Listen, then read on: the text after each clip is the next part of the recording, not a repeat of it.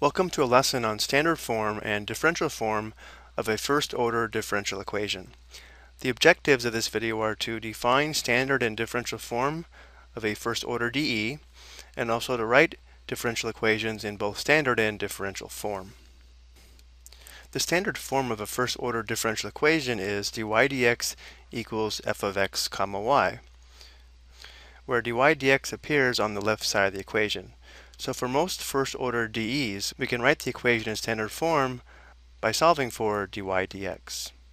So once we have an equation in standard form, if we let dy dx equal m of x comma y divided by negative n of x comma y, the above standard form can be written in an equivalent differential form, m of x comma y dx plus n of x comma y dy equals 0. Now it's important to recognize that when writing a DE in a differential form, the differential form is not unique.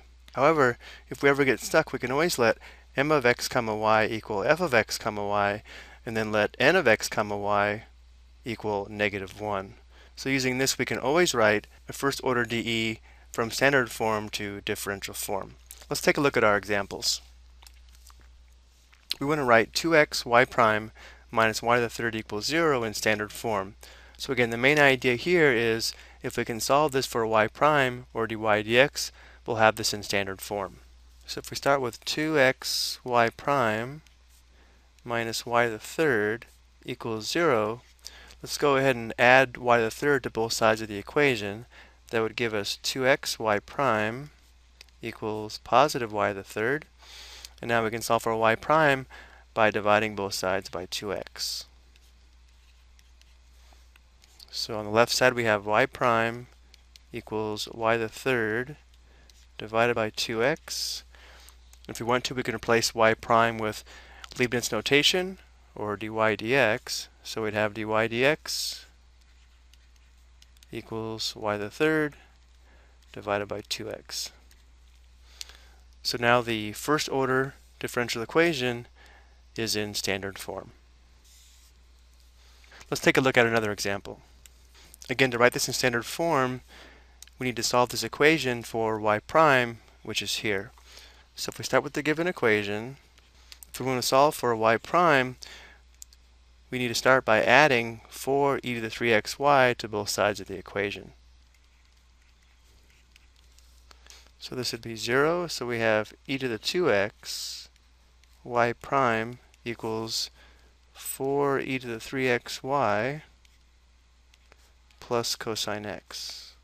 And now we'll divide everything by e to the power of 2x.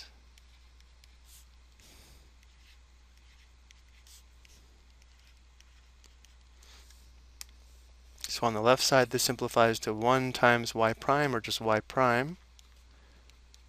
Here we have a common base, so we can subtract the exponents. 3x minus 2x is x, so this simplifies to 4e to the xy plus, and then for this term here, if we don't want this in fraction form, remember if we move this up to the numerator, it's going to change the sign of the exponent, so we can write this as e to the power of negative 2x cosine x. And now we have the differential equation in standard form. Now let's write some first order differential equations in differential form. So notice for our first example, this differential equation is given in standard form. We want to write this in differential form, which for reference is given down here below in red. And to do this, we're going to set dy dx equal to this quotient here, which means we'll set m of x comma y divided by negative n of x comma y equal to dy dx, which is equal to y squared divided by x plus y. Now remember, there are several ways to do this. One way is just to let m of x comma y equal the entire quotient here, and then let n of x comma y equal negative 1. So let's start by doing that, and then we'll look at this another way. Again, we'll let m of x comma y equal this entire quotient. If we do that, then we can just let n of x comma y equal negative 1. Notice if this was negative 1, we'd have the opposite of negative 1, which would just be 1. So in differential form, we would have the quotient y squared divided by the quantity x plus y times dx. And then since n of x comma y is equal to negative 1, we could put plus negative 1 times dy, or just minus 1 dy. This 1, of course, is optional as well, equals 0. Let's take a look at another way of writing this in differential form. Again, we'll start by setting the quotient m of x comma y divided by negative n of x comma y equal to y squared divided by the quantity x plus y. We could just let m of x comma y equal the numerator y squared, and then let n of x comma y equal the opposite of the denominator, or the opposite of the quantity x plus y.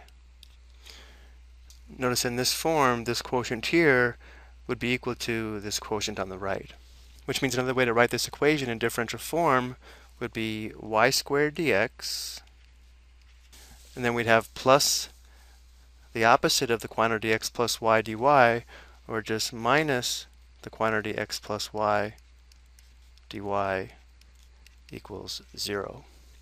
So the main thing to notice here, when writing a first order dE in differential form, the form is not unique, though it would be equivalent to the equation in standard form. Let's take a look at another example. Notice this differential equation is not given in standard form, so the first step is going to be to write this in standard form and then convert it to differential form.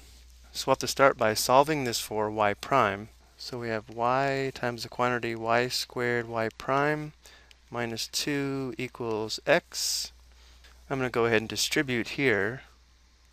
So we'll have y to the third y prime minus 2y equals x. Let's go ahead and add 2y to both sides of the equation. So we'll have y cubed y prime equals, this will be x plus 2y. Last step, we'll divide both sides by y to the third. So this simplifies to y prime, or dy dx, equals this quotient here, x plus 2y divided by y to the third. And now we'll go ahead and write this in differential form. Again, we'll go ahead and do this two different ways.